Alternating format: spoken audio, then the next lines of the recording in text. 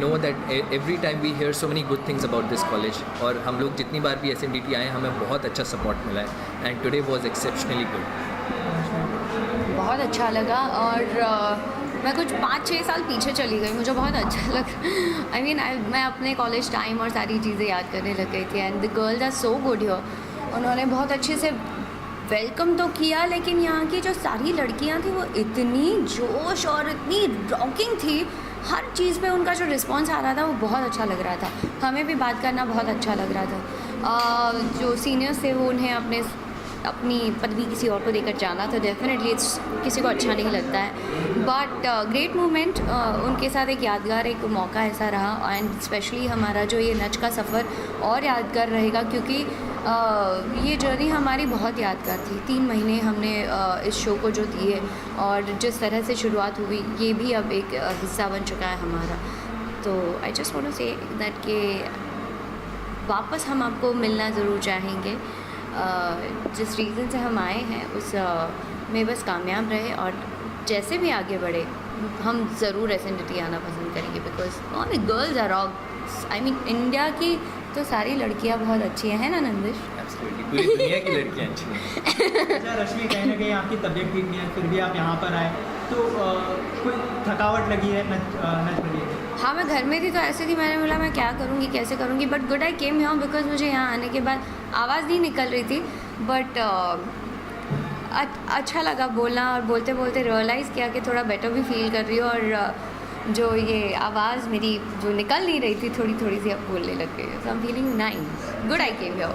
अच्छा, यहाँ पर आकर बचपन की कुछ यादें ताज़ा हुई है, कोई किस्सा हमारे साथ शेयर करना चाहे अगर बचपन में? ऐसे हमारे भी बहुत सारे ऐसे फ़ैन मोमेंट्स हुए हैं जहाँ पर कॉलेज में कोई ना कोई आते थे जो सेलिब्रिटीज़ थे, and we went back in time, और मेरे साथ तो ऐसा बहुत बार हुआ है कि मैं सोचता रहता था कि बात करूँ नहीं करूँ उनसे जाके, और उसी सोच में ही वो वक्त निकल जाता था। But now I realize that how important is, कई बार लगता है कि लोग क्यों आते हैं कॉलेजेस में, मिलने क्यों आए हैं, या स्कूल का या कॉलेज का टाइम उसमें ख़राब हो रहा है। But I understand how important this is for the students and for the people who are coming there as guests.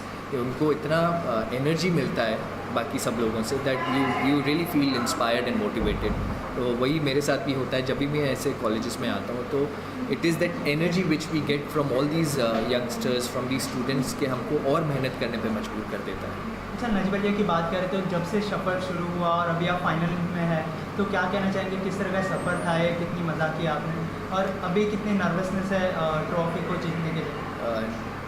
हमारा जर्नी नच बलिया का बहुत अच्छा रहा, और मैं पहले परफॉर्मेंस के लिए जब स्टेज पे जाने पे जितना नर्वस था, जितना मैं डरा हुआ था, नर्वसनेस थी, उससे ज़्यादा नर्वस अब हूँ मैं फिनाले में स्टेज पे जाने में। बीच में कहीं ना कहीं मैं थोड़ा सा कंफर्टेबल हो गया था कि मुझे पता था हर वीक परफॉर्म करना है, कोई ऑप्शन नहीं है। बट अभी जब फिनाले जैसे जैसे करीब आता जा रहा है तो उतनी नर्वसनेस और बढ़ती जा रही है। सो आई जस्ट होप कि ये नर्वसनेस एक पॉजिटिव तरीके से मैं यूज़ कर सकूँ, उसको एक पॉजिटिव वे में कन्वर्ट करके स्टेज पे एनर्जी के तौर पे उसको यूज़ कर सकूँ। So let's see. आखिर मैं आप दोनों से जानना चाहूँगा, अभी मतलब पहले से लेकर अभी तक के सफ़र में कोई ऐसा परफॉर्मेंस जो आपके जहन में रह गया और यादगार है आपके लिए? अब जो फाइनल में हम लोग ये जो जर्नी है, मतलब आखिरी एपिसोड तक अब ऑलमोस्ट पहुंच चुकी है, तो अब जब हम आगे के जो सारे परफॉर्मेंसेस करेंगे वो शायद सारे यादगार रहेंगे, क्योंकि शुरुआत में हम बहुत नर्वस थे। जैसे इन्होंने कहा कि नर्वसनेस के साथ एक पॉजिटिविटी भी है, तो अब और जी जान से मेहनत करते हैं, अब ज़्यादा दुगनी मेहनत करेंगे और पूरी कोशिश करेंगे कि ये पूरा शो ही हमारे लिए यादगार बना रहे। I just want to thank doctor Sanjay Pawar, जिन्होंने हमें यहाँ आने के लिए परमिशन दी, and we really honoured that हम लोग यहाँ पर आ पाए और इस कॉलेज का हिस्सा बन पाए, and we would love to come back here again and again.